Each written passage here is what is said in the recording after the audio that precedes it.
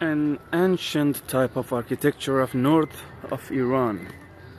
It's actually resistant to vibration and earthquake because of these pillars. These dampen the vibration of the earth, so the structure never falls. Cannot say never, but it actually reduces it.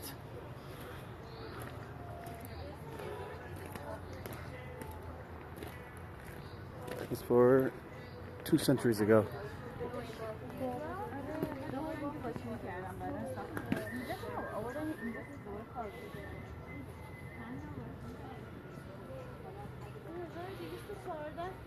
Mm-hmm.